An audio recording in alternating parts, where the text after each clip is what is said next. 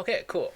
So, this is going to be a very introductory session. We're just going to talk about a brief history of JavaScript, Node.js, NPM, and kind of preparation of the actual the sessions down the line where we actually get to code. So, let's get started.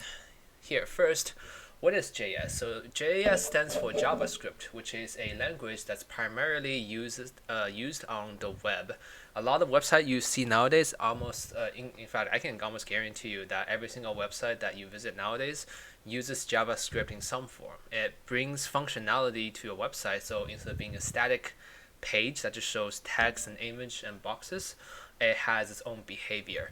It is extremely popular, as you expected, because websites are everywhere. Everyone uses websites, but it is admittedly a little bit clunky. JavaScript is not a perfect language. There are issues here and there that makes it hard to use or outside of the web environment.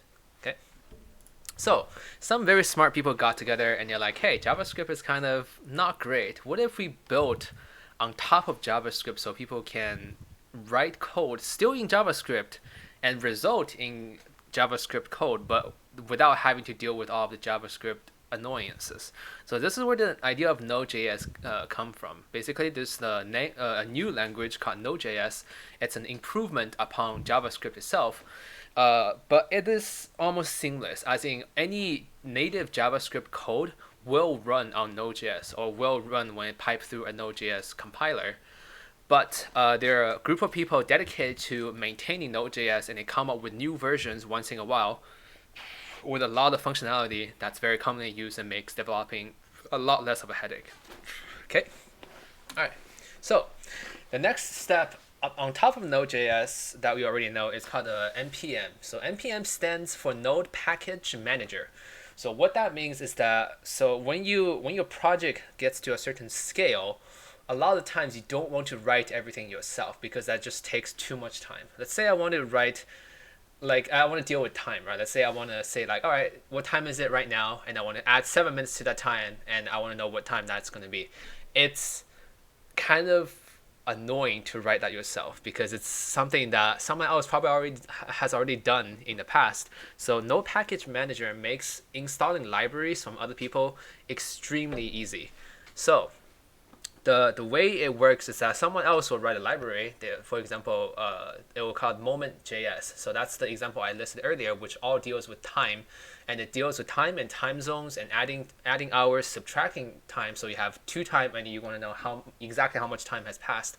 All of that is a pre-written package that someone has already finished, and all you have to do is import that library and you can start using it immediately. So the benefit of that is you don't have to write any boiler code. You can jump straight to the meat part of the programming, which is your business logic. But it also makes it so that it's also because that like the Node community is very popular and very thriving at the moment. There's a ton of packages out there that can skip all of these busy work for you, and all of that is located under npmjs.org. Okay, so that's the first step of getting Node to run is to obviously install Node on your computer. So here are two links. The first one is the major one. If you go there, it will bring you to this page where and depending on your operation system, you can install whichever one. Once you run it, it should be installed on your computer. It's pretty straightforward. Secondly, you're going to need an IDE. So an IDE, where is it? There it is. So an IDE is, go back. So an IDE is a sort of a development window. It's a program that helps you write code, and it makes it easier so you don't just have to write it into a notepad, you save it, and then you hope it works. It will provide a lot of syntax, it will provide a lot of recommendation, and it will do a lot of autofill. So there are tons of IDE out there. There are probably like 20 or 31 that's very popular, and if you have a personal preference, feel free to use whatever you want to use because Node itself is pretty lightweight. It doesn't need any extra space, so most IDE will probably work with Node.js. But personally, I've been having a lot of success with VS Code. So the main reason is one, it's open source. So anyone can contribute to it. It's pretty safe because people like audit the source code all the time. Two, because it's open source, it's very easy to write extensions for VS Code, and people will make all kinds of extensions. The ones I use, for example, will just format your code for you, so you don't have to count how many spaces there's supposed to be here. You don't have to change your line indentation. All of that is done for you when you just press a button. And it has a very nice sleek feel to it because it's very lightweight. It's a very light and simple IDE that kind of just does what it's supposed to do. And if you need additional functionality, you can just install extensions for it. So I highly recommend VS Code if you just want to have an IDE that works. Of course, and because it's open source, it's also free. So that's another benefit. So you can feel free to visit here to install VS Code as well.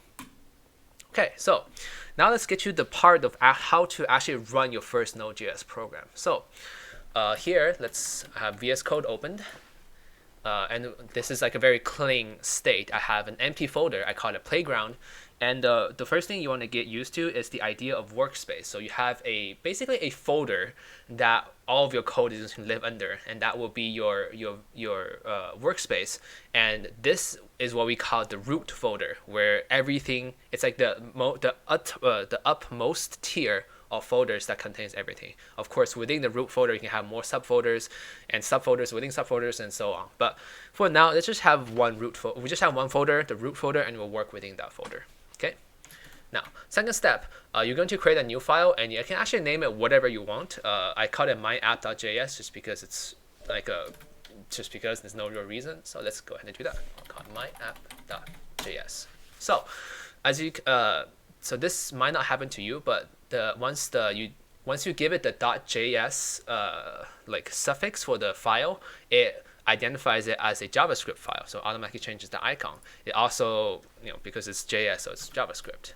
So now you just gotta copy this line or just write it word for word and put it into your file. So I will do that, console.log. And as you can see, this is the the nice thing about VS Code. It gives you these autofill. So if it's less likely to make a typo. If I accidentally hit like a K, it will be like, hey, I don't know what this is. Let's use, it doesn't have an autofill because console.log is a real function, while console.cog is not. And then within there, let's just do hello world, okay? And now you're going to save the file, so the file content actually gets written. So if you close it and reopen it, it will have the same stuff, okay? So now comes the part of how to actually run your Node.js code. So code is basically lines upon lines of instructions for the computer to follow. And in our case, we have the computer do something very simple. It just says, take this string, which is called hello world, and print that on the screen. That's all what console.log does. And in order to have the computer do that, we need to call node, of course. So we just type in node. And you give it the instruction, which in our case is the file where the instructions are saved. So we call it myapp.js. So once we hit enter, what it does is that your system, so in my case, I'm using Windows, but obviously you can use any operating system you prefer as long as you have installed Node, then this command means, okay, I'm going to take whatever comes after and pass that to Node, the program, and the Node program will take this file, read the file, and follow the instructions step by step. In our case, it's only one step, which is print hello world, and it does so right here. As you can see, as soon as I execute this command by hitting enter, the computer follows my instructions and print out hello world into the terminal. Cool. So if you're able to follow along, congratulations. You just wrote your very first Node.js program. And that's where my first session ends. That is your homework. Try to get this working. If you try to type in Node and your computer tells you it doesn't recognize what this is, you might be missing a path, or you just might need to restart your computer. Sometimes when you install a new program, such as Node, where it touches the command line, it does not take effect until you have restarted your computer and everything gets kind of reset. So try restarting your computer, and if it still doesn't work, go ahead and Google your system and why Node isn't working. Your goal is to get this line working, where you can type in Node, followed by your file name, and it will print out this string. All right, cool. Well, thank you very much. I will see you guys next time.